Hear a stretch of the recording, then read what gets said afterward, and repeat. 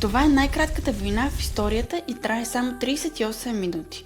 Годината е 1896, 22 август, Занзибар. По това време островът е по силното влияние на Великобритания. Само 2 дни по-рано султанът Хамад бин Тауини умира внезапно. Много хора подозират, че е бил отровен, но това никога не е доказано. След смъртта му започва борба за власт. Неговият братовчет Халид бин Баргаш превзема двореца и се обявява за султан, но Великобритания отказва да го признае. Британците изпращат ултиматум: напуснете двореца до 9 часа. Султанът отказва. В 9 часа и 2 минути сутринта британските кораби откриват огън. Само 38 минути по-късно дворецът е разрушен, войната приключва, а Халид бяга от града. Така англо-занзибарската война става най-кратката война в историята и взима 500 жертви.